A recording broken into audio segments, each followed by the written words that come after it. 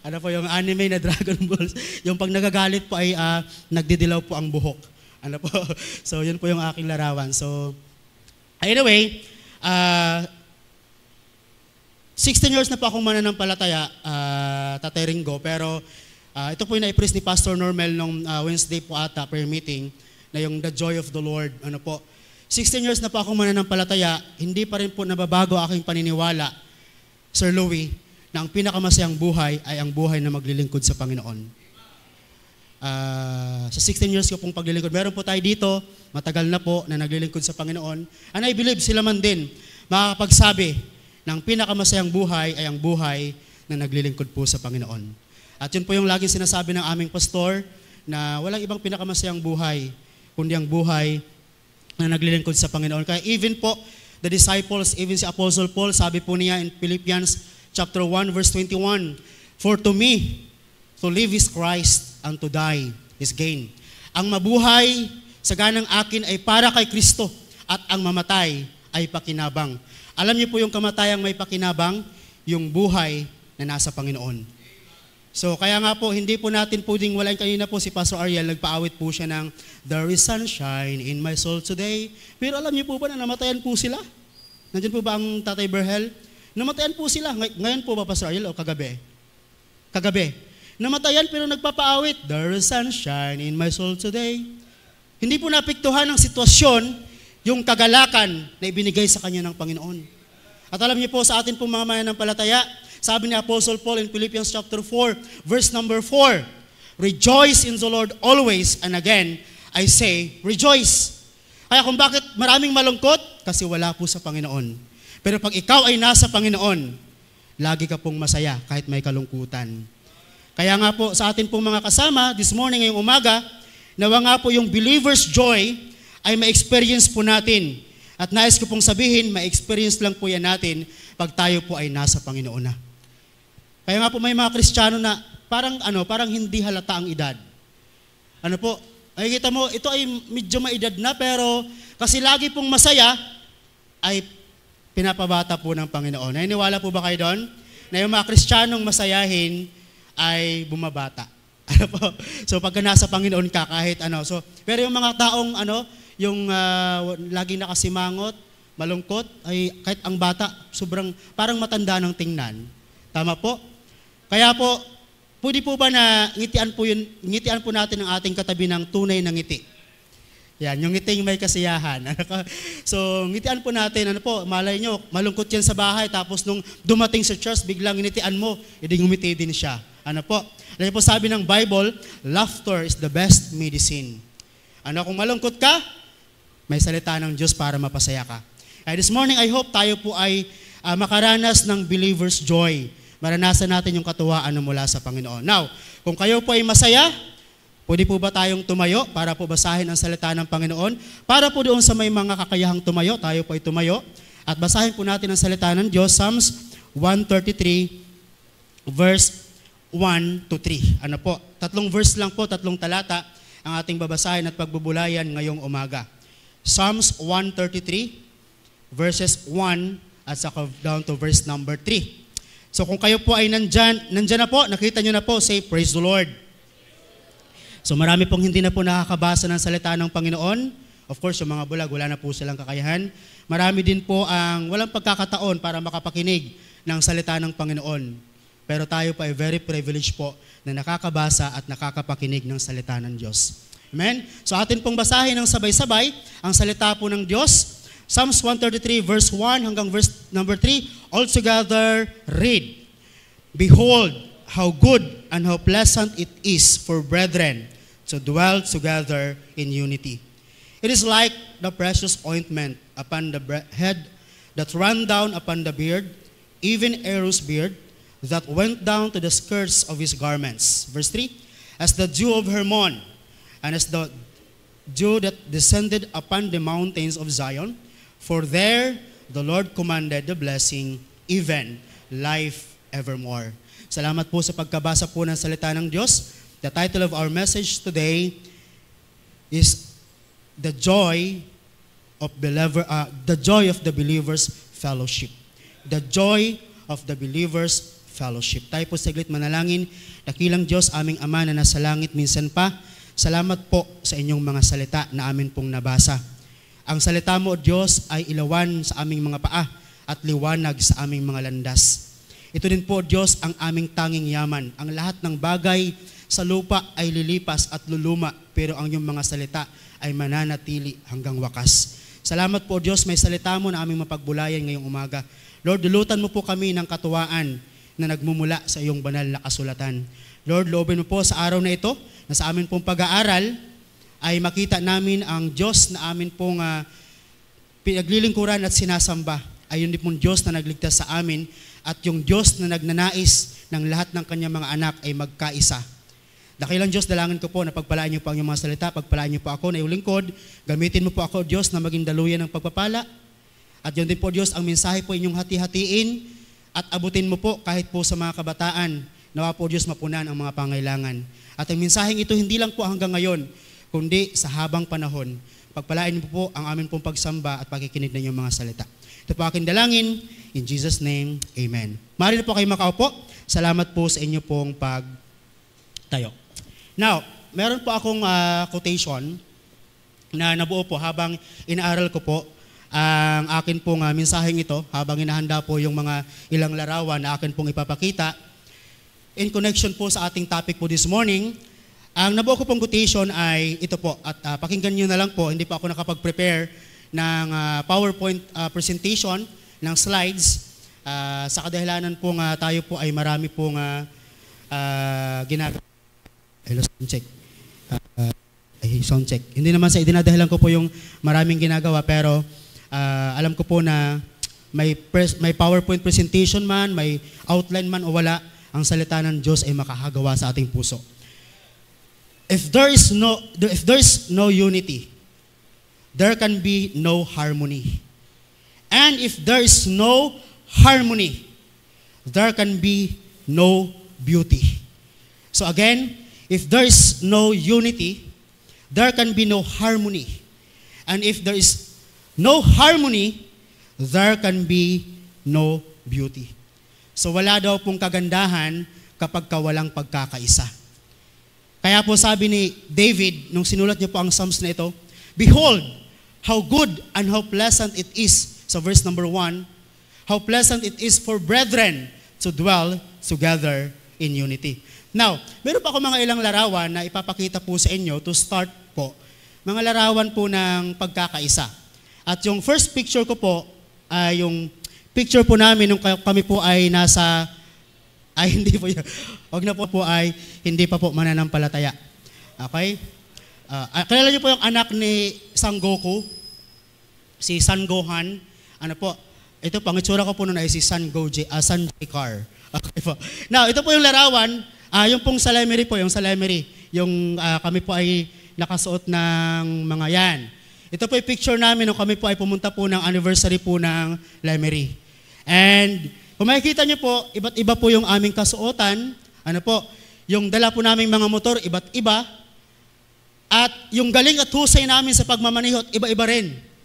Wala pong tatalo kay Preacher Rapi pag nagmamaneho. Ayan po. So of course, hindi po niyo po din talonin si Preacher Rapi. But pag kayo umangkas sa kanya, mapapakanta na lang po kayo ng Blessed Assurance, Jesus is mine. Pakanta po kayo ng about sa kaligtasan. Iba't iba po ang mga kasuotan at iba't iba po ang aming mga pinanggalingan. Yan po si Brother Mark, Preacher Mark, galing po ng Mindoro. Ano po, ako po yan of course, si Pastor Rapi, si Preacher Rapi, galing po yan ng Mindanao, magkababayan po kami, mga Bisaya. Pero iba pa po ang lugar niya sa Mindanao. In fact, si Preacher Rapi po ay Muslim. Ano po, Muslim po yan. Tama po ba ako, Preacher Rapi? Pero siya daw po ay Kristiyano na ngayon. Si Pastor Roldan, tiyuhin ko po yan. Hindi lang po kami masyadong magkamukha, medyo pogi ako ng konti. Okay? Wala naman siya dito, kaya okay lang. Si Pastor Rodi lang po, taga Mindanao, magkababayan din po kami niyan. Si Preacher Chaps, of course, dito po, Tubong Batangas nga ba si Preacher Chaps? Batanggenyo. Si Pastor Christian, si Brother Christian, yeah. Iniisip ko lang po habang ito, ang ganda siguro pag si Brother Christian naging pastor. Okay, tawagin natin sa unahan si Pastor Christian para sa pangaral ng salita ng Panginoon. Wow, ano po? Grabe, pastor na, Christian pa. Okay? Brother Christian, baka isang araw. So, walang ibang pinakamasayang babae, si Ate Mariel, pag nagpastor si Brother Christian. Of course, si Pastor Robert po, kasama natin. Alam niyo po, iba-iba po yan. Iba-iba po ang pinanggalingan, iba-iba po ang salita, lingwahe, iba-iba po ang mga ugali. Pero nagkaisa po kami sa araw na yan. Ang pagkakaisa po namin para suportahan ang anibersaryo sa Lemery. At para kumain ng marami. Okay? Joke lang po yan. So yan po ang iba-iba pero nagkaisa kami, suportaan po namin. At ang gandang tingnan. Tama po ba? Magandang tingnan. Sa mga naniniwala, say amen. Yan. Mga pugi po ang mga yan, of course. Okay? Next picture po. Yung picture po, ayan pa, lalo na po yan. Naku, nakabarong, nakapangwakas po kami lahat dyan. Okay? So, ang gagandang tingnan. Sang-ayon po ba kayo na sobrang gandang tingnan? Amen, yan. Okay, so, next po, yan pong picture ng mga, yan, lalo na po ang picture na yan. Grabe, ano po, yung larawan po na yan, ayan po yung celebration po ng buwan ng wika. Kung mapapansin po ninyo, iba't ibang kasuotan ng mga kalalakihan at ng mga kababaihan. At hindi lang po sa kasuotan, kung alamin din po ang mga pinagmula ng ating mga kaguruan sa Batangas Christian School, iba't iba din po ang pinanggalingan. Meron pong Mindoro, meron pong Mindanao, meron pong iba't ibang lugar. Ano po? Pero sa araw na iyan, kami po'y nagkaisa. Ano po? At ang dahilan po niyan ay si Ma'am Abby. Ano po? At yan po'y pinatupad na magkaiba-iba man kami ng pinanggalingan, ng kultura, ng wika, ng pag-uugali o ng anuman. Dapat sa araw na kami magkaisa. Dapat ang suot namin ay Pilipinong kasuotan. Ayan. Kaya ang gandang tingnan. Tama po ba? Okay, so kaya sabi ko po ay, behold, how good and how pleasant it is for BCS teachers to dwell together in unity. Pagkaganda at pagkainam tingnan ng mga mananampalatayang nagkakaisa at naggagandahan at naggwagwapuhan ang ating mga teachers na iyan. Tama po ba mga estudyante? Say amen. Ako dito lang po ang may +5, doon po wala pong +5. Magaganda po ba't gwapo ang mga teachers sa Batangas Christian School? Say amen. Okay. Dahil huli na kayo, +2 na lang. Okay? +2 na lang sa Bible subjects. Okay. So, next po, may isang picture pa po na ipapakita. Ito po yung picture ng amin pong masteral. Hindi po yan. By the way po, pag-pray niyo po kami po ay nagmamasteral po ngayon. Pastor Normel, Ma'am Fermi, Sir Renz, Preacher Brian. Ano po? And then ako lang po kakaiba sa kanila kasi ang kinuha ko po ay Masters of Theology. At yun po ang pinakuha ng ating pastor in preparation po sa atin pong Bible College. Wow! Naniniwala po ba na magkaka-Bible College tayo isang araw? Say amen! Grabing pananampalataya po ng ating pastor talaga. So, inihahanda na po niya ang atin pong mga teachers. Kami po, para pag nagtayo po tayo ng Bible College, ay meron po tayong eskwelahan. And very exciting po.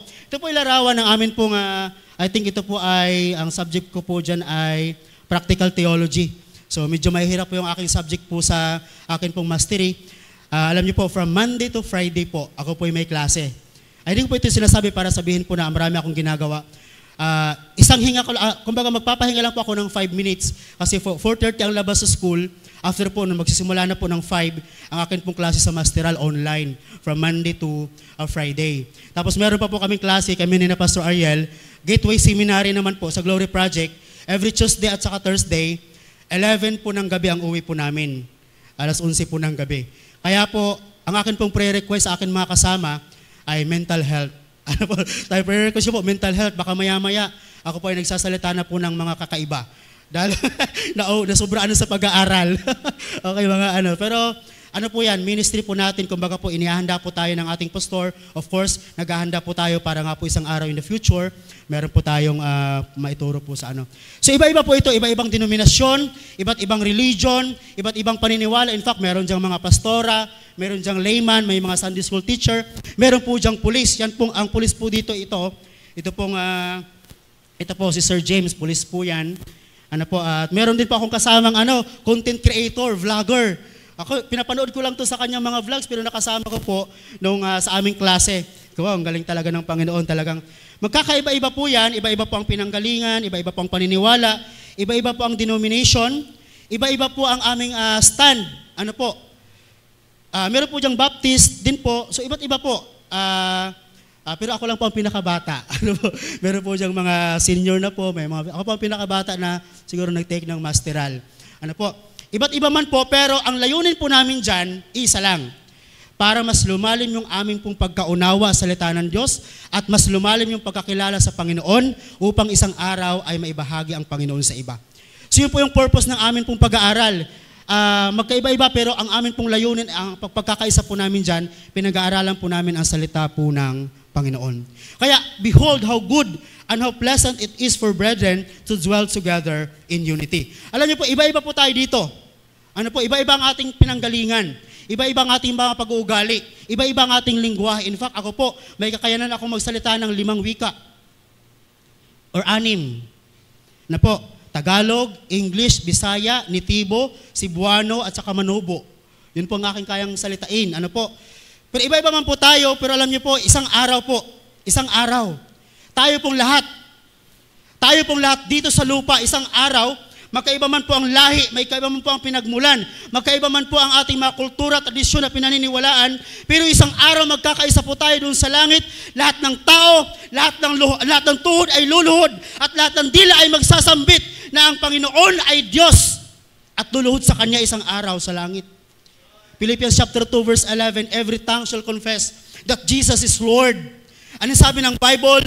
Lahat ng mga hari sa lupa, lahat ng mga nation, mga tribu sa lupa ay luluhod at sasamba at sasambitin na ang Panginoon, ang kanyang pangalan lamang ang papurihan at wala nang iba pa.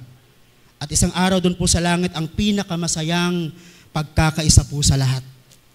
Ang tanong po this morning, sigurado po ba kayong palangit na? Kung hindi pa, sana po makinig tayo ng ayos sa salita po ng Panginoon. Imagine niyo po yung choir. Paano po ang choir po may kanya-kanyang tono?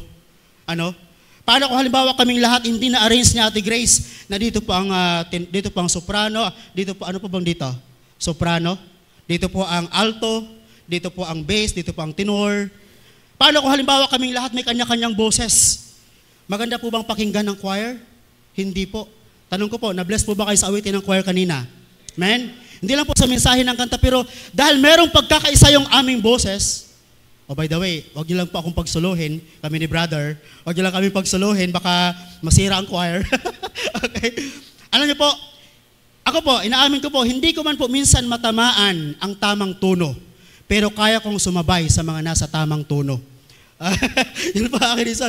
Pero ako po yung umaawit. Hindi po para sabing magaling ako umawit, pero umaawit ako kasi masaya ang aking pusong umawit sa aking Panginoon. At di bali pong wala sa tono ang aking uso, basta yung aking puso nasa tono. Ano ko, sino po ang mahalaga sa Panginoon? Kasi in fact, iniisip ko, hindi ng Diyos kailangan ng choir dito sa lupa. Meron siya mga angel sa langit na umaawit para sa Kanya. Ano po? Pero ang kaibahan lang, yung angel, hindi sila makakaawit ng awit ng kaligtasan. Tayo lang po ang pwedeng makaawit ng there is joy in serving Jesus. Amen? Redeem how I love to proclaim it. Redeem, di ba po yung mga salitang kaligtasan? Tayo lang po ang pwedeng umawit niyan. Kaya kung ligtas ka, dapat umaawit ka ng awit na makalangit.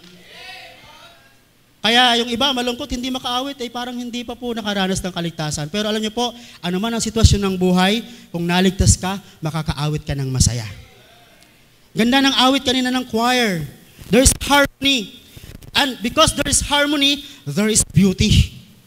Hindi lang dahil maganda ang choir at mga gwapo ang choir, talagang ang ganda kapag merong pagkakaisa.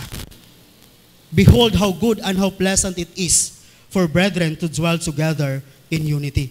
In fact, ang ganda ng mensahe. Sabi ng message ng kanta po kanina, it is not cathedrals. Hindi po dahil sa nagagandahan ang mga simbahan, naglalakihan ang mga simbahan. It's not the crosses made of gold. Hindi dahil meron tayong mga kwintas na cross dito sa ating mga dibdib. Ang palatandaan na tayo po yung mga ligtas na.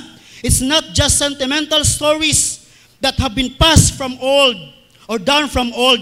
It is not religion. Listen, sa amin po mga bisita, sa mga mahal naming bisita, masaya po kami na kayo po ay nakadalo this morning at kayo po ang katuwaan po namin ngayong umaga, but it is not religion or tradition that can save your soul. Hindi po relihiyon na makakapagligtas sa iyong kaluluwa. Hindi po samahan. It is the sinless blood of Jesus Christ that has been shed on the cross for our sins. It is the redeeming love, the sinless blood of Jesus. It is all about His mercy flowing down on the old rugged cross. Kaya nga po merong verse sa Bible, kung mai-flash po natin, Titus chapter 3 verse 5. Ito pang sabi ng Bible sa Titus chapter 3 verse 5. At kung kayo may Bible po, nyo din pong buksan. Titus chapter 3 verse 5. Ito pang sabi ng banal. Naalala ko lang po itong verse na ito at ginagamit ko din po sa pagbabahagi. Tingnan niyo po ha. In connection po doon sa that mercy, yung habag na yon flowing down an old rugged cross. Sabi ng Bible, sabi ni Apostle Paul, sabi ng book of Titus chapter 3 verse 5, na hindi dahil sa gawa ng katwiran na ginawa nating sarili, kundi ayon sa kanyang, ayon sa kanyang, anong word? Kaawaan, mercy. Sabihin nyo nga po, mercy.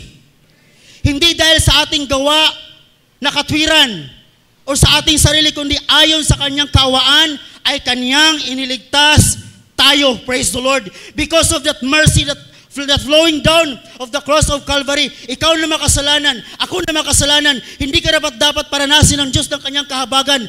Ang dapat po sa atin ay impyerno. Yes po. Lahat po tayo, kahit gaano kakabuti, kahit gaano kakabait, kahit gaano kakarelihiyoso, listen sa aming mga mahal na bisita. Hindi ka maliligtas dahil ng iyong kabutihan. Maliligtas ka dahil sa kabutihan ng Panginoon. Hindi ka maliligtas dahil maawain ka. Maliligtas ka dahil maawain ng Diyos natin. Mga kapatid, mga minamahal, it is because of His mercy, tayo po ay naligtas. Salamat na lang po, nahabag ang Diyos sa atin. Kaya yung katabi mo, kinahabagan lang yan. Okay? Hindi yan kawawa, kinahabagan lang yan. Mukha lang siyang kawawa. Tingnan nyo nga po, kawawa ba? Pero kinahabagan lang po tayo ng Panginoon natin. Salamat sa Diyos, yung katulad ko, katulad mo, kinahabagan ng Panginoon. It is all about mercy flowing down an old rugged tree. It's all about grace. It's all about His sacrifice. Not your sacrifice, not our sacrifice, but Jesus' sacrifice on the cross. Ang makakapagligtas po sa atin mula sa ating kasalanan. That redeeming love, that redeeming blood, ang naging dahilan kung bakit tayo ay nakaranas ng kaligtasan. Bakit niyo po binabanggit yan?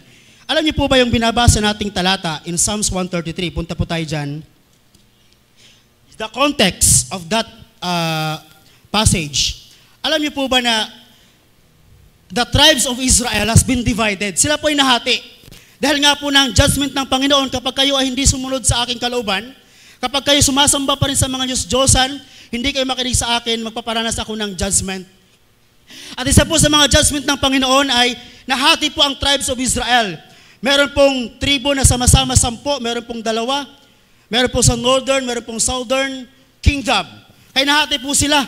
At nagkanya-kanya po sila ngayon ng buhay, yung 12 tribes of Israel. Okay? Now, dahil po nang sila po ay napatungo sa iba't ibang lugar, from northern, southern kingdom, nagkakaiba-iba na po ang kanilang pananampalataya, kanilang kultura, yung iba po nag-asawa ng ibang lahi. Kaya po may mga mixed marriages na nangyari po in the Bible times, may mga nag-asawa ng hindi taga-Israel. So nangyari po yung lahat ng iyon, nagkagulo na po, kumbaga nagkaroon ng divisions, walang pagkakaisa ang bayan ng Diyos. But during that time when David became a king, nung siya po yung naging hari, isa po sa mga goal ni David ay ang muling pagsamahin ang mga tribong nagkakahiwalay. Those brethren, those tribes of Israel, mga anak ni Abraham, ay gusto ulit ni David na pag-isahin. At alam niyo po, during this time, ito pong Psalms 133, in context, ito po'y awitin. Ang tawag nito is the Song of Ascent, yung kanila pong ano bang tawag doon sa hindi naman pagbaba, pag-ahon, na habang sila po'y papunta sa Jerusalem, para po sumamba, sila po, kasi ang Jerusalem is, paahon po siya, ano po, nasa mountain location po siya, habang sila po ay umaakyat, kumakanta po sila. At ang reason po kung bakit po sila ay pumupunta sa Jerusalem, every year, taon-taon, para po ipagdaos po ang kapistahan. Sa Israel po, maraming kapistahan, marami po silang sinicelebrate. But during this time, ang isa po sa the most common feast na sinicelebrate po ng mga Israelites, ay yung the Feast of the Passover. Yun pong piyesta ng tabernakulo at yung piyesta ng mga linggo. Pero ang the most holy of all the feast na kanila pong sineselebrate at inaabangan kung bakit po sila ay kailangan pumunta ng Jerusalem is the Feast of Atonement. Yung araw na kung saan sila po iniligtas ng Panginoon. Pag-alaala isang araw nung alam niyo po ba yung story nung ang mga Israelites po ay ayaw palabasin ni King Parao. At ang nangyari po sabi ng Diyos, ako'y magpapadala ng salot at 10 salot ang pinadala ng Panginoon. Yung yung pang-10 salot ay sakalang po binatawan, sakalang po pinalaya ni Parao ang bayan ng Diyos. At yung pang-10 salot ay the death of the firstborn, na lahat ng panganay ay mamamatay, kahit panganay po ng hayop mamamatay. Kaya during those time, kung ikaw po ay mahilig, ikaw po ay pet lover, halimbawa nabuhay ka sa panahong iyon, patay lahat ng iyong panganay na aso. Patay lahat ng panganay ng pusa. Kahit panganay po na daga, patay rin po. Kasi the death of the firstborn ay ipinaranas po sa lahat. Yung judgment ng Panginoon. Pero alam niyo po sabi ng Panginoon, para hindi kayo makasama sa judgment na ito, kailangan ninyong magpatay. Nasa Book of Exodus, wala lang tayong ibang maraming time para buksan, pero sinasabi ko na lang po sa inyo ang background story. Ano po, kung bakit po sineselebrate po nila yung Feast of the Passover or Feast of the Atonement, or the Day of the Atonement. Sabi ng Panginoon, para hindi kayo makaranas ng judgment, kailangan niyong pumatay ng hayop at yung kanyang dugo, yung kanyang blood ay kailangang ilagay sa inyong mga pintuan. At kapag ka ang angel of death dumaan sa bayan ng Egypt, kasi nandun po ang mga Israelites, kapag dumaan yung angel of death, at pag nakita na ang bahay po'y walang dugo, lahat ng panganay sa loob ng bahay na yan, mamamatay. Pati po yung mga hayop. Lahat ng panganay. Pero sabi ng Diyos, kapag dumaan yung angel of death, then nakita yung blood sa inyong pintuan, ang gagawin ng angel of death, liliban lang siya. At hindi niya papatayin yung mga nasa loob. And that is the picture kung bakit tayo pong lahat hindi na po makakaranas ng kahatulan dahil po sa dugo ng Panginoong Jesus. Romans chapter 8 verse number 1, wala nang hatol ang sinumang na kay Kristo.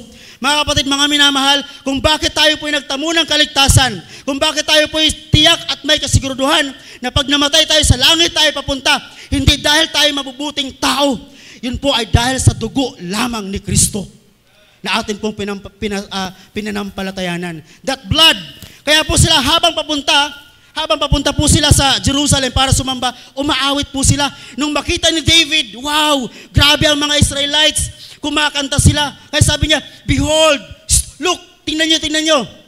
Give attention. Tingnan nyo to. Sinasabi ni David, look, behold how good and how pleasant. Nakita niya kasi yung mga tribo ng Israel na nagkakaaway-away dati, nagpapatayan, nagkakaisa ngayon para sa isang layunin, para umakyat sa Jerusalem at sumamba sa Panginoon. Now, hindi po para makaranas ng kapatawaran, hindi po para maligtas. Sila po ay nakaranas na po ng deliverance. Sila po ay pinalaya na ng Diyos kung bakit sila ay pupunta sa Jerusalem para sila ay sumamba dahil sila po ay pinatawad na. In other words, kung kayo po ay ligtas na, ang motive ng ating pagsamba, ang motibo ng ating pagluluwalhati ngayon sa Panginoon ay dahil po tayo ay napatawad na. Amen? Dahil po tayo napatawad na, dahil po tayo ay naligtas na. Kaya sabi ni David, ang gandang tingnan, behold, how good and how pleasant it is for brethren to dwell together in unity. Now,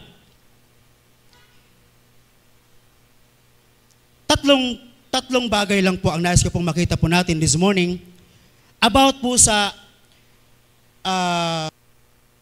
the believer's joy of fellowship.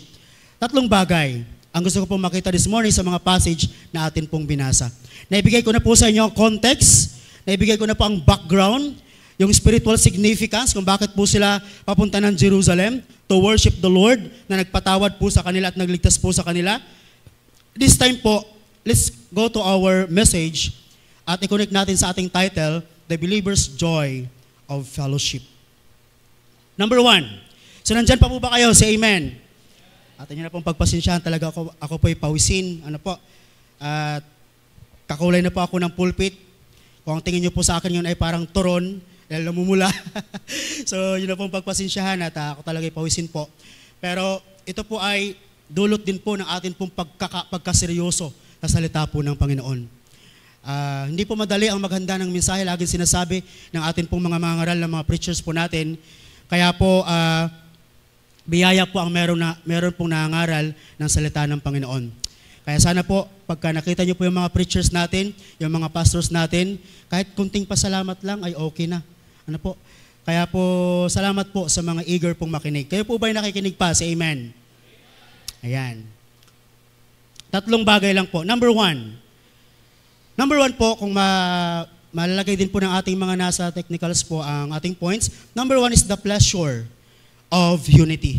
The pleasure of unity. Sa verse 1, sabi ni David, sabi po dyan, "Behold, how good and how pleasant it is for brethren to dwell together in unity." That word, behold, ay napakalaking bagay. Atin daw pong tingnan, atin daw pong pagmasdan, na pagkaganda at pagkaina makita ng magkakapatid na magsitahang magkakasama sa pag-isa. Alam niyo po ba na yung salitang good and pleasure, good and pleasant, okay, good and pleasant, doon po natin kinuha yung ating unang point na the pleasure of unity. That good and pleasant ay bihira pong magsama sa isang verse. Yes po, study the Bible, read the Bible. Bihira pong magsama ang salitang good and pleasant. At hindi rin po sinabing good or pleasant. Yung dalawang adjective na yan, kung hindi ako nag-adjective ba yan, or ano dyan, mga adjective po sila. Ang adjective po is a word that describe a noun. English na po. Tanda ko po, nung ako po ay seryoso pa sa pag-aaral, yung mga, okay. So yung word na good and pleasant ay hindi po isang salita, magkaiba. Pero pinagsama po sila dito sa verse in context ng pagkakaisa. Sabihin nyo nga po, pagkakaisa. Good and pleasant.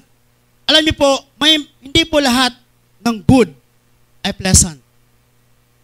Nakikinig po ba kayo? Hindi lahat ng good ay pleasant. For example, hindi lahat ng mabuti ay maganda.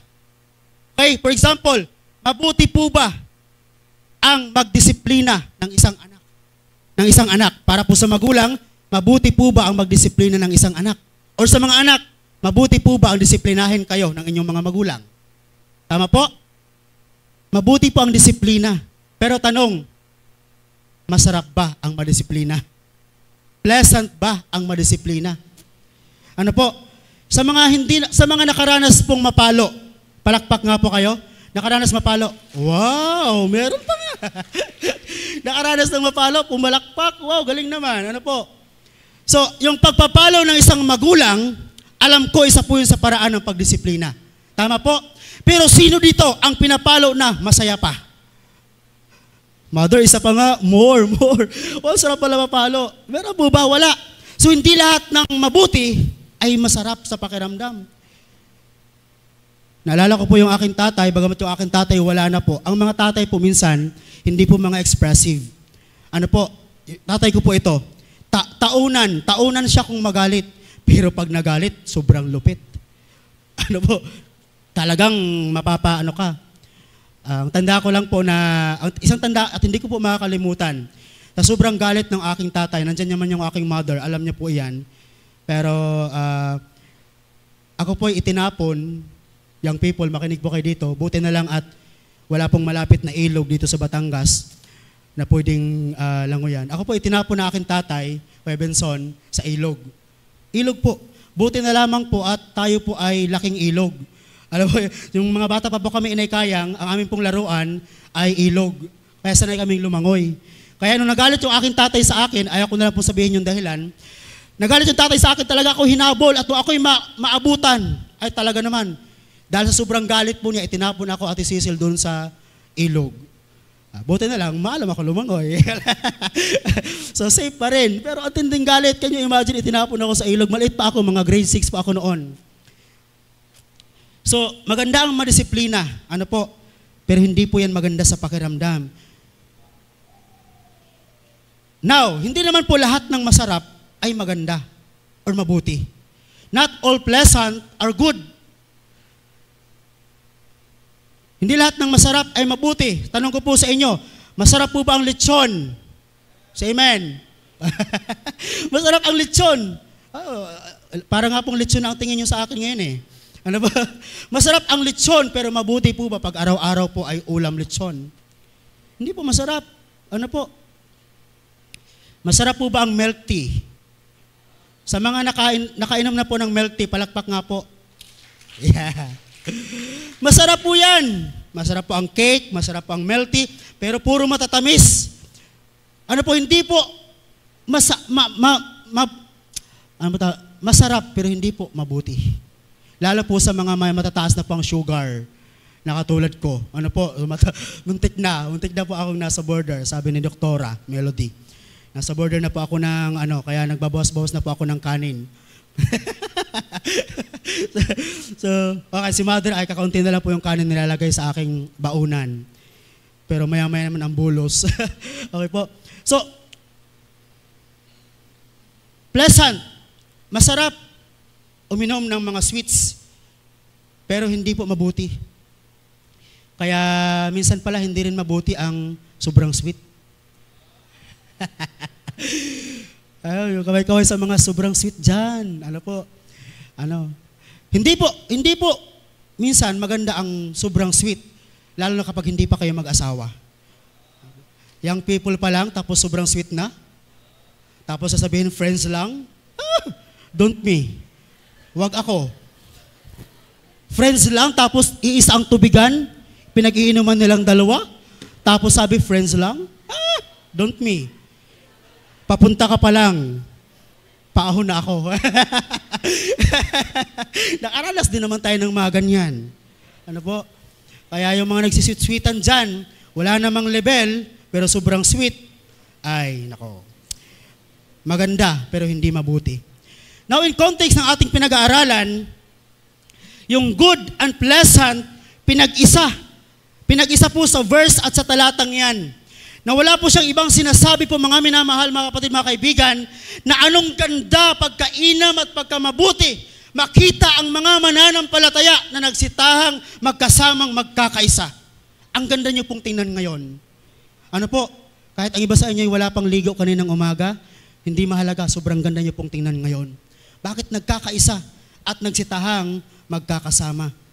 Unity reflects God's character. Naniniwala po ako na isa po sa mga character ng Diyos is He was a triune God, yung paniniwala natin. God the Father, God the Son, God the Holy Spirit. They are united in one. Ang gusto niya po sa kanyang mga anak, tayo din po ay nagkakaisaway. The moment na tayo po ay nagkaisa, it reflects God's character. Makikita ng mga tao, grabe ang Diyos ng mga Kristiyanong yan, talagang God of unity. That is good and pleasant. That is a pleasurable experience kapag tayo po ay nagkakaisa. Alam niyo po yung mga dancers, minsan ako nakapanood ng mga dancers, talagang ang galing nilang, lalo yung mga sumasali sa mga PGT, Pilipinas Got Talent, or EGT, American Got Talent, ang galing nilang sumayaw. Pero minsan nakikita natin yung kanilang pinaka-final performance na po, yung kanilang harmony, yung kanilang balance po nila sa pagsayaw, yung kanilang pagkakaisa sa pagsasayaw. Ang nakita na lang natin, yun na lang pong ganda, pero alam niyo po ba na bago po sila nakapag-perform ng kanilang sayaw, marami po dyan nung nag-practice sugatan. Marami po dyan nung nag-practice ay duguan. Marami po dyan nung nag-practice mga pilay. Bago po sila nakapag-perform ng maayos. At alam niyo po, in context po sa church, bago pa po tayo naging ganito, marami po sa atin duguan noon. Marami po sa atin sugatan noon. Marami po sa atin mga pilay. Pero anong ganda, tayo pong lahat, bagamat may mga hindi magandang karanasan, pinagsama-sama ng Diyos. At ang ganda po nating tingnan. Behold how good and how pleasant it is for brethren to dwell together in unity. Unity isn't uniformity. Unity isn't uniformity. It is God celebrates diversity but desires harmony. Hindi ng Diyos gusto na basta lang po tayo nagkakaisa.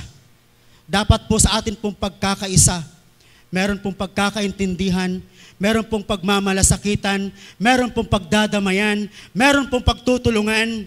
At sa ganoong paraan, masabi natin na sa paningin ng Diyos, behold, ba sabi niya, tingnan mo itong mga anak kong ito, behold how good and how pleasant it is for brethren to dwell together in unity. Kaya our desire palagi, let us always have fellowship. Lagi tayong magkaisa. Kahit may problema, tayo po'y magkaisa. Kahit may pagsubok, tayo po'y sama-sama. Lalo po yung ating panalangin. Ano po, dahil hindi po lahat sa atin dito ay maganda ang buhay. Hindi po lahat sa atin dito maalwan ang buhay. Iba't iba po ang pinagdaanan at problema. Pero alam niyo po, kapag tayo po ay nakiisa sa iglesia, nagdudulot po ng pakiramdam na maganda. Behold how good and how pleasant it is for brethren to dwell together in unity. The pleasure of unity. Pangalawa. Yan. Pangalawa po. Verse number 2. Psalms 133 verse number 2. Nandyan pa po ba kayo? Say amen. Okay. The pleasure. I hope ito po ang gusto lagi ng Kristiyano ng mananampalataya. Yung laging may fellowship. Laging may pagkakaisa. Verse number 2 sabi ng Bible, it is like the precious ointment upon the head that ran down upon the beard, even Aaron's beard that went down. Tama po ba yung aking pronunciation sa mga beard? Kasi dati ang basa ko dyan ay bird eh. So, beard. Meron Sabi niya, that went down to the skirts of his garments. Now, pansinin niyo po, ang pangalawa po is the picture. Picture, kanina the pleasure of unity. Ngayon is the picture of unity. It is like, sabi niya, it is like a precious ointment upon the head that ran down upon the beard, even Aaron's beard that went down to the skirts of his garments. Nabanggit po yung salitang ointment. Okay, ointment. Oil in the Bible represents something. Okay? Pag nagbasa kayo ng Bible tapos may nabasa kayong oil or langis, ointment, something is being represented. May inire-represent po ang oil. Now, ang unang representation po ng oil, when I read the Bible, ay meron pong 3 representation po. Pero marami pa po yan. 3 lang po ang aking kinuha. The first representation, naalala niyo po ba yung the parable of the 10 virgins? Yung talinghaga ng 10 birheng babae. Sa Matthew chapter 25, verse 1 to 13, mababasa po natin, hindi lang po natin basahin yung verse. Pero sasabihin ko po sa inyo ang sinasabi ng talinghaga, meron pong 10 birhen na naghahanda sa pagbabalik or sa pagpunta ng kanilang bridegroom, yung ikakasal na lalaki. At ito pong 10 birhen na ito ay may daladala po silang lampara. Yung 5 may dalang lampara pero meron po silang reserba na oil. Yung 5 birhen, hindi sila nagdala ng reserba na oil sa kanilang lampara. At habang hinihintay nila itong lalaki, sila po ay gumawa ng kanilang mga gawain. Hanggang sa dumating yung time na dumating yung lalaki, the bridegroom come. And then, ang nangyari, dahil sa kanilang paghintay, naubos yung kanilang oil sa kanilang lampara, yung mga babaeng birhen, yung 5, ng description ng Bible sa kanila is, these foolish virgins ay naubos yung kanilang ilaw sa lampara nila, tapos wala na po silang reserba.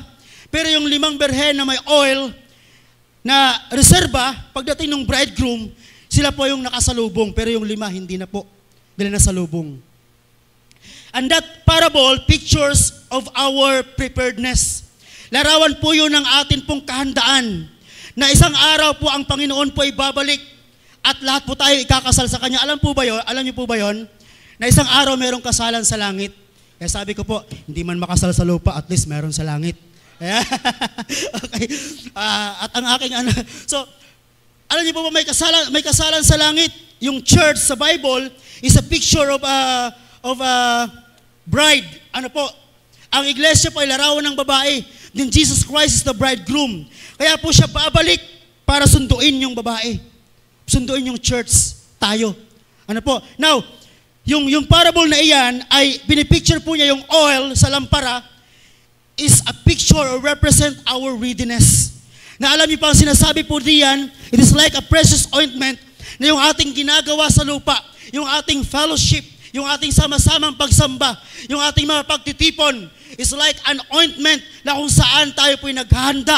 Dahil isang araw pagdating sa langit, ito rin naman ang ating gagawin doon.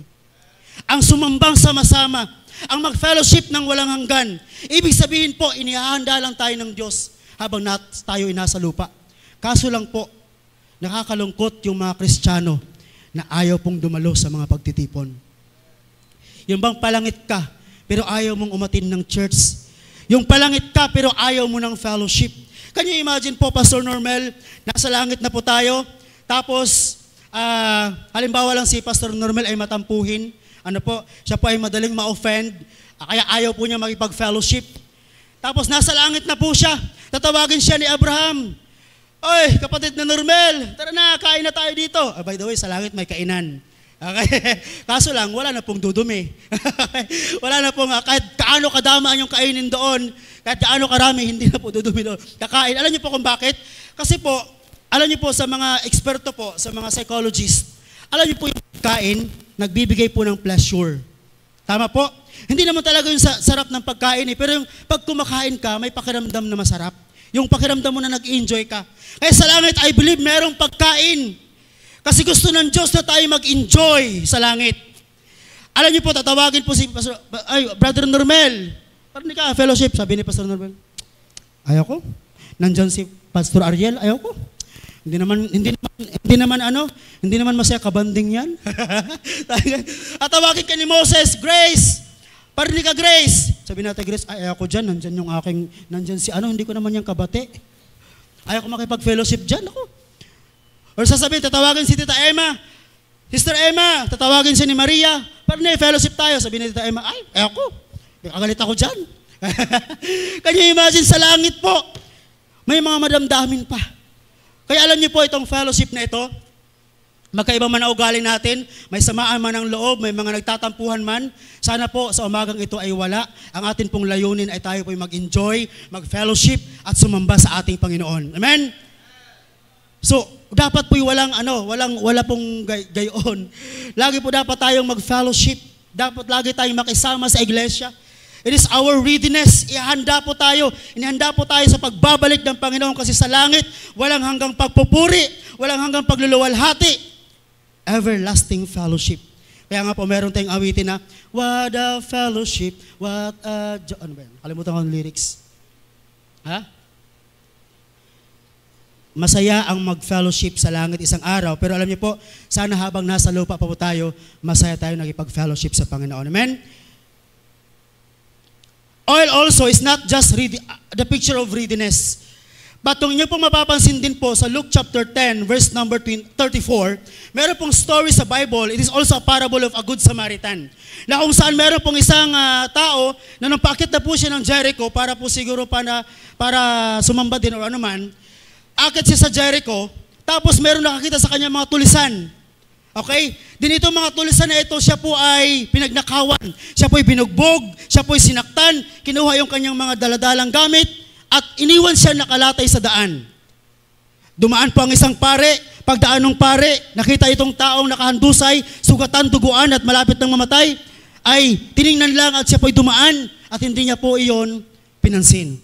Dumaan po ang isang Levita, at dumaan yung isang Levita po, nakita niya nakahandusay yung isang tao, sugatan, muntik na malapit ng mamatay, hindi po niya pinansin, siya po ay dumaan lang. And there come a good Samaritan, and that good Samaritan, kasi po nagsasalita po yan sa parable na yan, ay ang Panginoong Jesucristo, tinutukoy niya ang kanyang sarili. That good Samaritan. Nung makita po niya ito pong taong ito na nakahandusay, sugatan, duguan, kinuha po niya, or kanya pong inalalayan, at ang sabi ng Luke chapter 10, verse number 34, Luke chapter 10 verse 34, and went to him and bound up his wounds, pouring in oil and wine. Sabi ng Bible, bound up his wounds, pouring in oil and wine, and set him on his own beast, and brought him in an inn, and took care of him. And that oil, in ancient times, noong unang mga panahon, ang oil ay ginagamit to relieve the pain. Para po hindi po agad maramdaman yung sakit at kirot. Ang kailangan lang pala ay oil. Kung pwede lang sana i-apply ngayon. Yung mga broken sana, inom lang ng oil. Ano ba? Para mawala ang sakit. Na yung oil is a reliever. Yung wine, para mabilis gumaling yung sugat. Kaya oil and wine ang binanggit po diyan. That oil is a reliever. Alam niyo po ba kung bakit po pinicture ni David na yung pagkakaisa daw po is like a precious ointment? Bakit po? Kasi sa fellowship, sa pagkakaisa, listen, sa pagkakaisa sa fellowship, meron dyan duguan, meron dyan sugatan, meron dyan talagang matindi ang pinagdaanan. Pero nung umatin ng fellowship, nakaranas ng pagpapala mula sa Panginoon, nakita ang mga kapatiran at sila po'y naipag-pray, gumagaling, gumagaan, at nabibigyan po ng encouragement. That is reliever. Kaya mapalad po tayo na ang atin pong simbahan ay marami pong mga mananampalataya na reliever. Yun po bang pag nakita mo sila, parang gumagaling ang iyong pakiramdam, parang gumagaan ang pakiramdam. Yung mga kapatiran na hindi po mapanghusga sa ating nakaraan, yung mga kapatiran na tatapikin ka, ang Diyos hindi nakabase sa iyong nakaraan, ang Diyos ay naiintindihan ang iyong nakaraan. So, yung mga ganong klase pa ng kapatiran na hindi ka husgahan, hindi ka pagwiwikaan, matagal ka mang nawala, nung bumalik ka, ikaw ay makakaranas ng reliever. Alam niyo po, salamat sa Panginoon, meron po sa ating church mga mananampalataya na reliever. At alam niyo po, ako po, sobrang blessed po tayo, meron tayong pastor na kahit ikay lumayo, umalis na matagal na panahon, pagbalik mo, makakaranas ka ng relief. Hindi ka niya itatakwil. At salamat po, meron tayong Panginoon, katulad ng Panginoong Jesucristo, hindi man po pinansin ng ibang tao, pero pinansin niya po yung taong sugatan, yung taong nabugbog, yung taong malapit ng mamatay. Alam niyo po, salamat po, pinansin tayo ng Panginoong Jesus. Tayo po ay mga sugatan, tayo po ay mga hindi maganda ang nakaraan. Kung alam niyo lang po ang nakaraan ng inyong lingkod na ito, hindi niyo po ako magugustuhan. Kung alam niyo lang po yung aking past, hindi niyo po ako magugustuhan. Pero salamat na lang po, merong Panginoon na nagbago ng ating buhay. Pinulot po tayo mula doon sa sitwasyon na duguan, sugatan, at tayo po ay pinahiran ng langis ng oil. That is reliever. Kayo po ba'y nare-relieve kapag kayo nasa simbahan? Si Amen. Gumagaan po ba ang inyong pakiramdam? Kayo po ba'y na-encourage? Yes, mga minamahal. At sana po sa ating mga mananampalataya, nakaka-relieve po tayo sa ating kapwa mananampalataya. Hindi po yung pag nakita tayo, ay ano ba yan? Makalis na nga. Sana po hindi ganon. Dapat nakaka-encourage tayo ng iba. Oil represent readiness. Oil is a picture of it is a reliever. Ano po? Symbolize reliever. Then yung pangatlo po na nakita ko po mga minamahal, oil is a picture of refreshment. Alam niyo po sa Bible times, ang oil, ginagamit po yan para i-refresh ang mga tao. Kasi po, uso nga po sa kanila ang mag-travel lang po. Wala pa pong motor, wala pa pong bike, wala pa pong mga sasakyan during those time. Kaya ang mga tao po, nagta-travel lang po sila by paa at saka yung kanilang panyapak, mga sandals. Now, sa culture po ng sa Eastern culture po, dun po sa amin, okay, so ang mga bisita po ay, kapag dumating sila sa lugar ng isang village po, yun pong may-ari ng bahay, meron po siyang obligasyon, okay? He was obliged to, para kailangan niya pong salubungin yung bisita. At pag nasalubong na yung bisita, kailangan niya po maghanda po siya dapat ng tubig sa basin para hugasan yung paa po ng bisita. Familiar po kayo sa ginawa sa Panginoong Jesucristo. Now, tapos ang gagawin po ng may-ari ng bahay, para po ma-refresh pa yung bisita, hindi lang po hugasan ang paa, ang gagawin pa po ay bubuhusan ng langis. Dahil nga po nangangamoy pawis marahil, nagkakabukan, so ang gagawin ng may-ari ng bahay, bubuhusan ng langis para ma-refresh. So oil is a picture of refreshment. Yun nga lamang, nung ang Panginoon sa Kristo ay pumunta doon sa bahay ni Simon Peter, nung pumunta po siya, hindi po siya sinalubong ni Simon. Ang sumalubong po sa Panginoon ay itong babae na may daladalang alabaster box. Binasag niya po yung kanyang pabango, yung ointment po niya, at pinahid niya po sa paa ng Panginoon. Binuho sa paa ng Panginoon at pinahid yung kanyang buhok. Nalala niyo po yung kwentong yon? Sabi ng Panginoon kay Simon, Simon, ako'y pumasok, hindi mo ako pinahiran ng langis. Pero itong babaeng ito na makasalanan, binasag yung kanyang ointment, yung kanyang pabango, pinahiran ng aking paa at pinunasan. That is the picture of refreshment. At alam niyo po, in connection po sa Psalms 133 verse 2, kung bakit sinabi niya na it is like a precious ointment.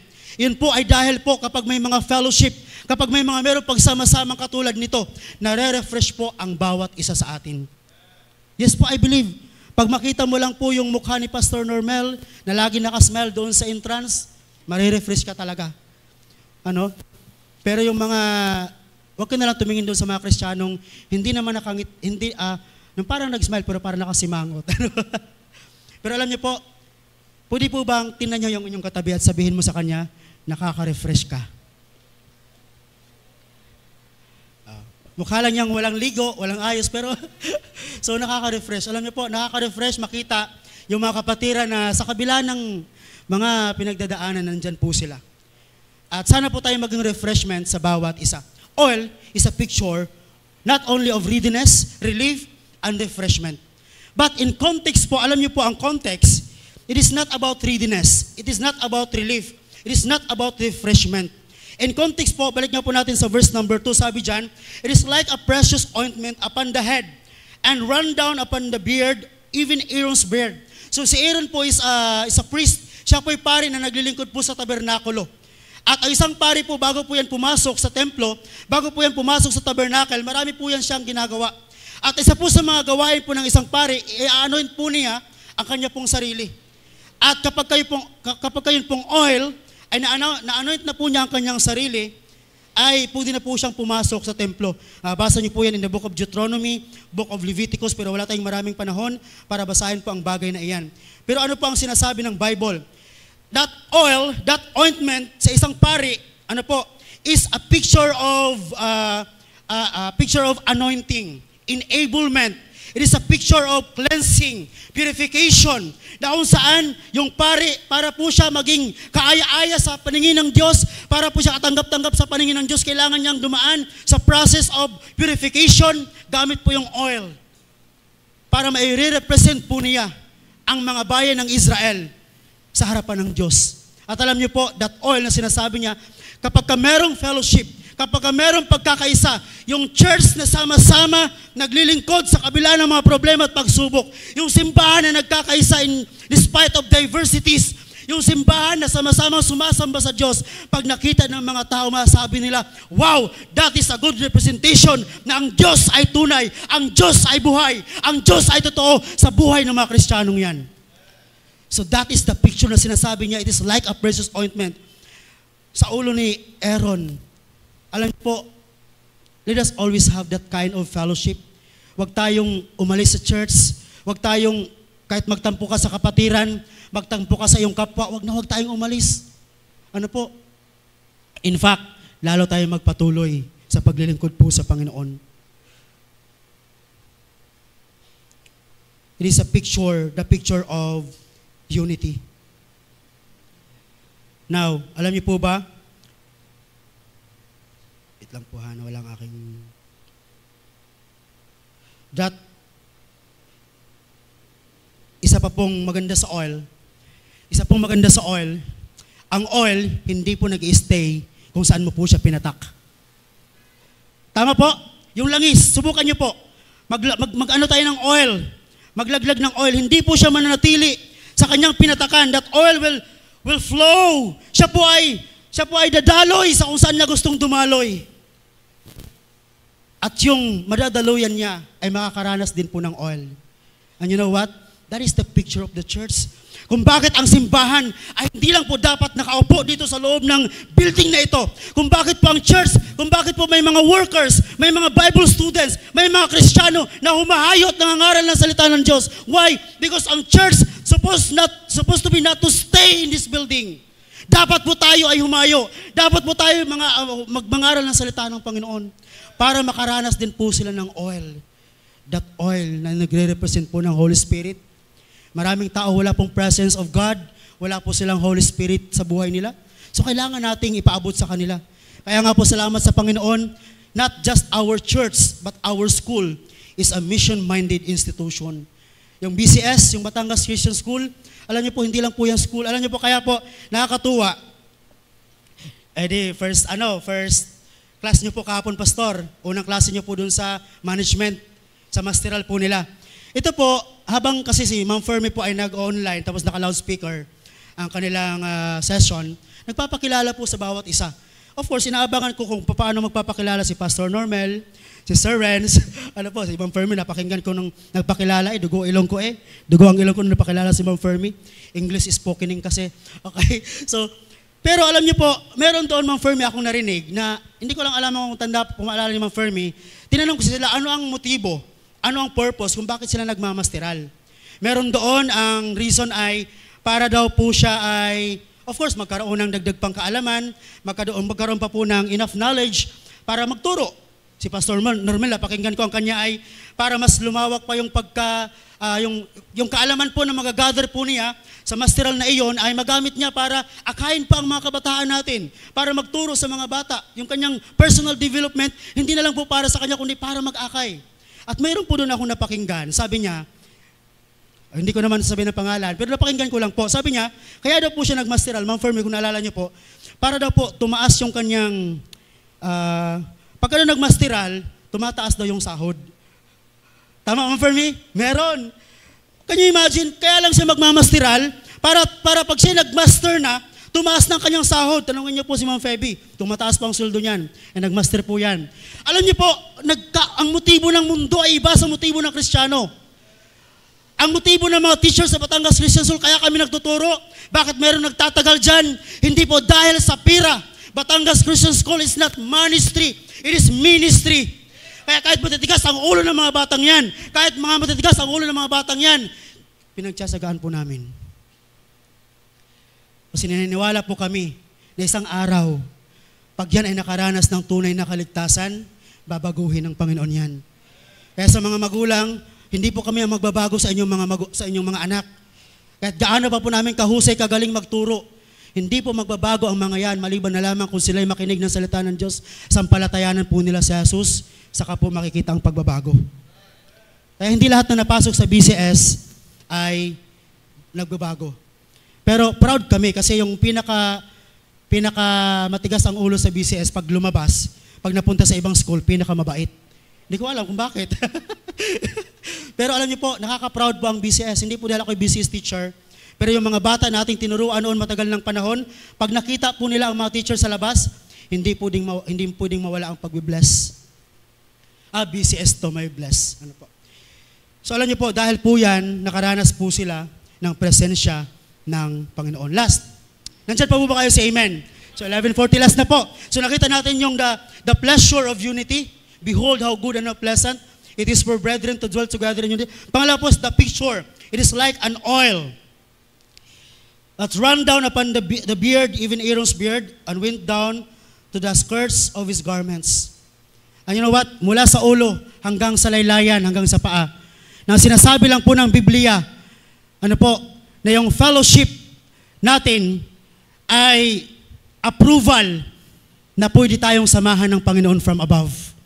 Pag nakita niyo po na ang kanyang mga anak ay nagkakaisa, His presence ang siyang magbubuklod sa atin. Yung kanyang presensya ang gagamot sa atin. Yung kanyang presensya ang magbibigay sa atin ng kalakasan. It is not the pastor.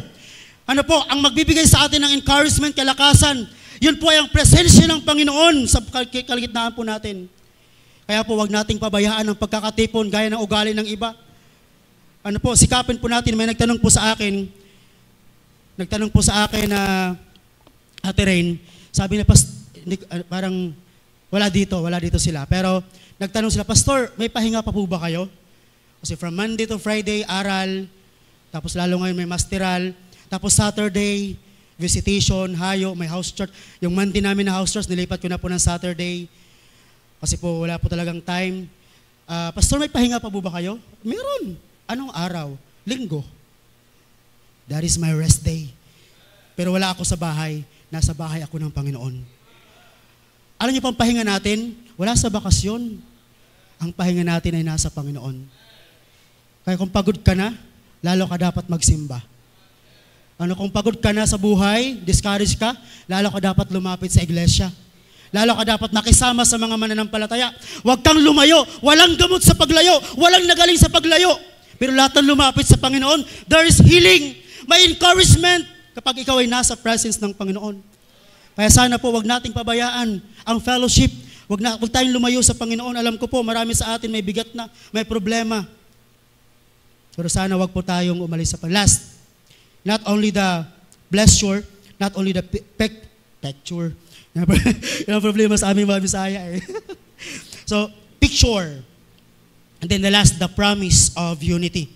Verse number 3. Verse number 3. As the dew of Hermon, and as the dew that descended upon the mountains of Zion, for there the Lord commanded the blessing, even life forevermore. The promise of unity.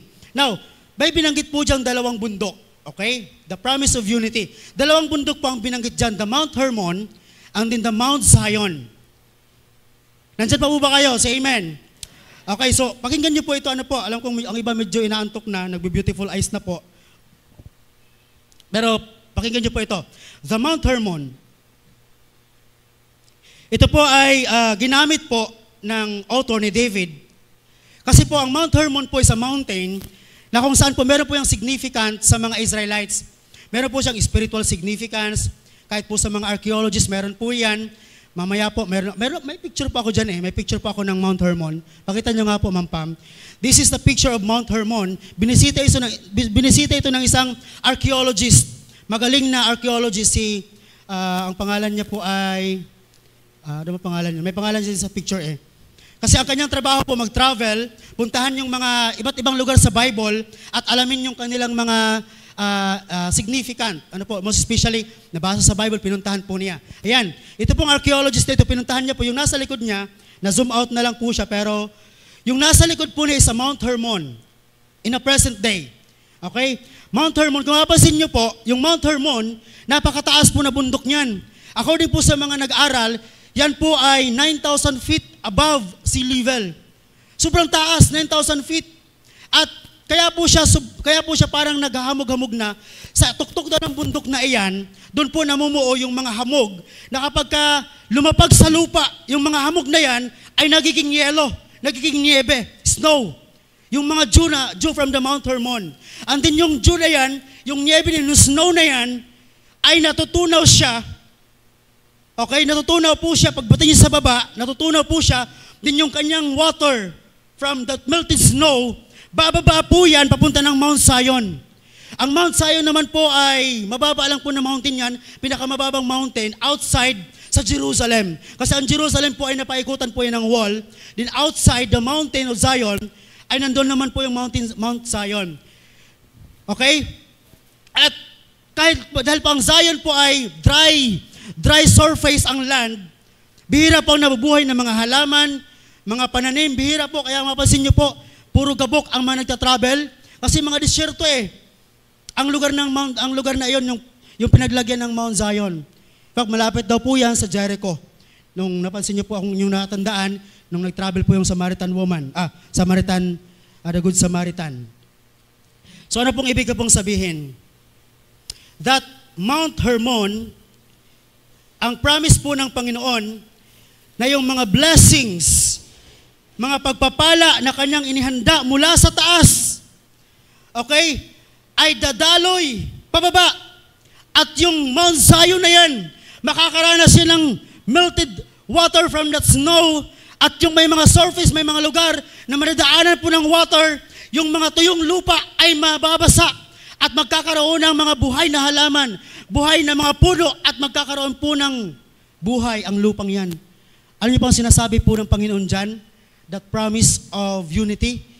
Na yun pong biyaya ng Diyos mula sa taas ay ipapadaloy niya po hanggang sa baba, at lahat po ng nasa mababang kalagayan ay pararanasin ang pagpapala ng Panginoon. The blessing of unity. Kaya yung hamog mula sa Hermon, alam niyo po, kaya nagbiro po ako kasi naimensahe ko po yan sa Baguio na ako yung nag-speaker. Alam niyo po, minsan talaga, kailangan natin ng mga hamog. Malapit na po ang Pasko, kailangan nating maambunan. Kaya ang dapat nating lapitan, yung mga nasa Mount Hermon. Nandyan po sina Don Noli, Doña Cecil, mga nasa Mount Hermon na po yan naman yan eh, mga pinagpalang tunay. Okay, kung may mga ninong kayong mga malapit ng Pasko, maglapit-lapit na po kayo sa kanila para po tayo maambunan. Wag lang sa amin ni na Pastor Normel, ni na Pastor Ariel, talagang walang hamog. Hindi kayo mahamugan. Okay? Now, look at this. Verse number 3. Pansinin niyo po yung salitang, as the dew of Hermon, and as the dew of Hermon, and as the dew that descended upon the mountains of Zion. For there the Lord commanded, for there, pansinin niyo yung word na there. Sabihin niyo nga po, there. The Lord commanded the blessing, there, from Mount Zion. Yung pagpapalang inihanda niya from above, ay mararanasan ng mga tao there. Saan? Doon sa mga Kristiyano na nagsama-sama, nagkakaisa, na sumamba at magpuri sa Panginoon. There, the blessing commanded. Kaya po, ang pagpapala ay malayo sa Kristiyanong malayo sa Panginoon. So kaya wag po nating tangkain na umalis sa piling ng Panginoon. Kapatid, gusto po natin ng blessing? Gusto po natin ng pagpapala? Then stay in the fellowship. Stay in the church. Alam ko pong may nasaktan, may nasugatan. Stay in the church. Ang simbahan po is not a place. This is not, sabi nung nabasa ko lang po na quotation, church, listen, it is not a museum it is not a museum for the saints. Ang simbahan daw po, hindi po lugar ng mga taong banal. Hindi po ito lugar ng mga taong hindi nagkakamali. Hindi po ito lugar ng mga taong perpekto. Church is like a hospital na kung saan ang simbahan ay ang mga makasalanan ay katulad ng mga pasyente na pag dumating sa church, sila po ay gagamutin ng ating doktor at manggagamot na walang iba kundi ang ating Panginoong Jesus, the great doctor. At ang kanyang gamot ay walang iba kundi ang salita niya, the Word of God. Kaya kung ikaw ay Kristiyano na may sakit espiritual, huwag kang pumunta kung saan-saan, pumunta ka sa simbahan. Nandito ang kagamutan. Huwag kang makisama sa mga barkada. Huwag kang sumama sa mga katambay mo doon. Pumunta ka sa simbahan, sa bahay ng Panginoon, at dadanas ka ng dew from the Mount Hermon. At pararanasin niya tayo ng pagpapala sa ating mga buhay. Alam niyo po, this morning, the believer's joy. As I close, pwede po bang i-flash natin yung Psalms 23, verse number 5, I think verse number 5, as I close, the believer's joy ay nandoon po sa presence ng Panginoon. Sabi ng Panginoong Jesucristo, ano ang pakikinabangin ng tao? Listen sa amin po mga mahal na bisita. Ano ang pakinabang ng isang tao? Mapasaiyo man ang buong sanlibutan. Matthew 16 verse 26. Oo, ikaw po ay makilala. Ikaw ay maging sikat at maging tanyag. Iyon na ang lahat ng kayamanan sa lupa. Okay? Pero sabi niya, kung mapapahamak naman na yung kaluluwa, wala ding saysay ang lahat. Kaya alam niyo po, ang kailangan ng tao na wala pang pagkakilala kay Kristo, ang kailangan ng tao hindi po yung mga bagay sa mundo. Ang kailangan ng tao ay kung sino po yung lumikha sa mundo. At yun po yung walang iba kundi si Kristo. Alam niyo po, meron pong verse, mag-close pa ako sa Psalms 23 verse 5. Tapos na po ako. Nandyan pa po ba kayo? Say amen. Ayun siya na po, ako'y malikot at ako po ay Psalms 23 verse 5. Pwede po bang basahin po nating lahat? Okay? Alam ko, matagal na po itong nabasa ng marami. Iba, sa ulo po yan ng mga bata. Pero pwede po ba? Do me a favor po. Basahin natin lahat sabay-sabay. Yung pong may kakayahan pa pong magbasa, malinaw pa po ang pandinig. Hindi po, manila pa po ang mata. Basahin natin ang sabay-sabay. All together, read. Table before me in the presence of mine enemies. Thou anointest my head with oil. My cup runneth over. That precious ointment runs down from Aaron's head to his beard and to his garments. Run down. That dew in Mount Hermon from the mountain top runs down papunta sa Mount Zion. The idea is, parang katulad po yan ng salitang, my cup runneth over. Alam niyo po, yung salitang my cup runneth over, since si David po ang sumulat nito, and yet, since he was a king, may alam po siya patungkol sa hari. Listen. Alam niyo po ba, in ancient times, doon po sa aming kaharian, okay, so, para naman in ancient times, kings, kapag meron po silang fellowship, kapag meron po siyang in-invite para maging kasama sa kanyang table, sa kanyang kainan, listen, pagka ang hari ay kumakain kasama ang kanyang mga visitors, the moment Nasabing, na the moment na maubos yung kanilang inunom, that cup na ginagamit ng hari, or meron silang tinatawag na cup, even the visitors, binibigyan niya ng cup. Okay? And that cup, yung saro, yung lagayan ng wine o ng water, that cup kapag naigahan, kapag naubusan ng tubig o ng wine na nilalagay po doon, the king will command, sabi ng king, servant, come here. Nakita mo ba yung aking servant na si Mondi?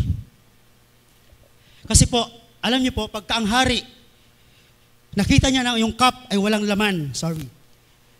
At kapag hindi niya utusan ng servant na dagdagan mo yan, ang gustong sabihin ng hari, umalis ka na. I am not interested. Umalis ka na. Alis ka na. Hindi ko na palalagyan yung sarong yan.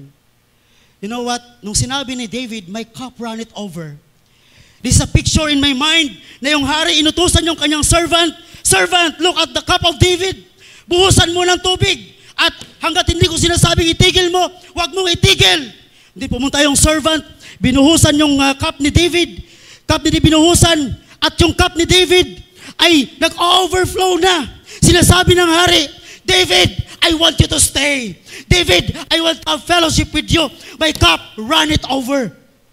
This morning, probably your cup is, kumbaga naigahan na. Your cup, wala nang laman.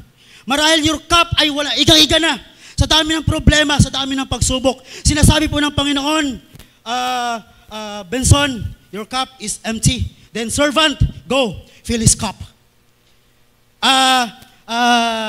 Efren, your cup is parang naiga na rin. Servant, go to him, fill his cup. Then sabi ni David, my cup runneth over. Alam niyo po, sinasabi lang yun ng Diyos sa mga in His presence, yung nasa fellowship, yung nandoon sa kanyang presence, the Lord wanted you to stay in His fellowship. Gusto ng Diyos na nasa presence kanya. That's the reason why, sabi niya, my cup runneth over. Kapatid, gusto mo po ba yung iyong cup mag-run it over? Your life is empty now. Ang reason, wala ka sa presence ng Panginoon. Hindi ibig sabihin you are filled, you are full. Hindi ibig sabihin you are full, you are fulfilled. Meron ka ng lahat pero parang may kulang. Ang kulang, the presence of God. The believer's joy, nasa presence ng Panginoon. Stay in the fellowship of the believers. Tayo po tumayo pong lahat. Let us all stand po and let's pray. So probably po this morning, the Word of God, ang salita ng Panginoon nang usap sa inyo, or ang salita ng Diyos ay merong bahagi ng iyong buhay na sinasabi ng Panginoon sa iyo, anak, stay. Alam kong pinagdadaanan mo, pero stay. Alam kong malapit nang maubos siyang tubig sa iyong cup, pero stay. I will fill your cup. My cup runneth over. So tayo po yumuko at tayo pumikit. And kausapin po natin ang Panginoon. Usually ginagawa ko po ito sa pag na-invite po ako mag-preach sa anniversary. Something na parang nangusap din po ang Panginoon sa akin. Hindi ko pa alam, pero I know some of you po, parang feel nyo po empty ng inyong cup.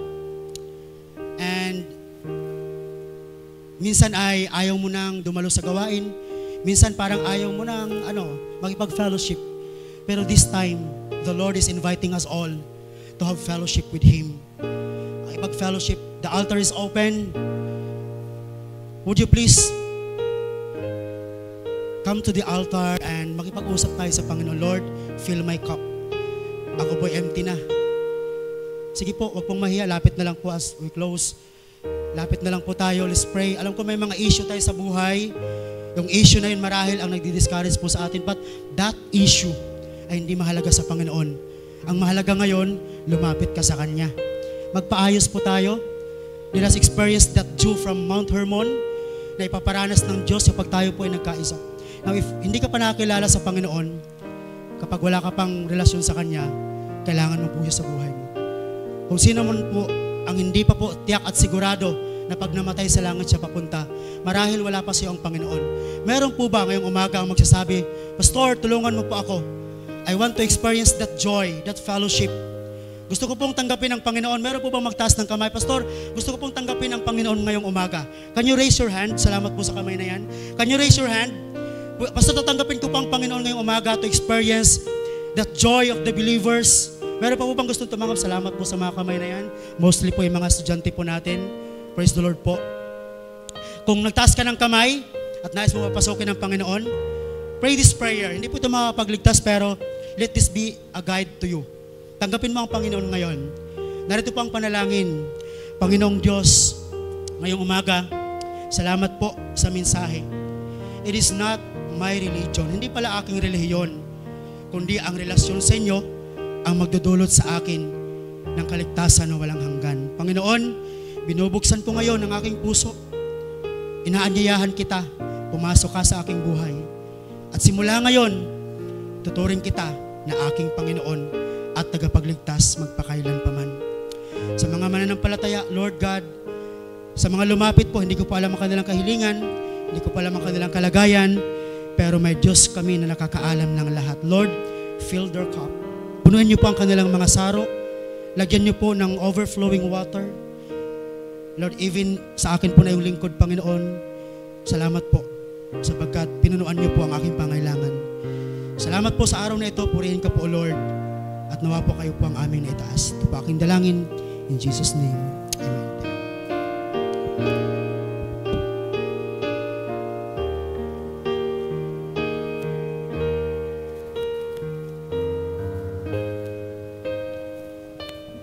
Amen. So, salamat po sa mensahe po na ating narinig. So, tayo po ba'y pinagpala ng Panginoon? Amen. So, salamat po, Pastor J.Car. So, ngayon po ay tayo po ay dadako sa ating pong pagkakaloob. At tawagin po natin ang ating pong mga ushers. At ating po ding ipapanalangin ang ating pong pagkakaloob. Sige po, tayo po ay manalangin. Ama naming Diyos na nasa langit, muli Panginoon, salamat po sa mensahe na aming narinig. Salamat po sa paalala. Salamat po sa iyong lingkod na ginamit. Kami din po ay nagpapasalamat, Panginoon, sa lahat po ng biyaya at pagpapala na iyo pong pinagkakalob sa amin, maging sa pagpuprovide mo po ng aming po mga pangailangan sa araw-araw. Kami din po ay nagpapasalamat sa pagkakataon na kami po ay magkakaloob. Dalangin po namin na ang kaloob po na malilikom ay patuloy po na maging kagamit-gamit sa inyo pong gawain upang sa ganun marami pang maabot na kaluluwa mabahagi ng Panginoon ng iyong mga salita. Kayo, Diyos, ang magbabalik ng pagpapala sa mga kamay po na naghahandog ngayong umaga pong ito at pagpalain mo po ang bawat sa. Maraming salamat po. Ito po aming dalangin sa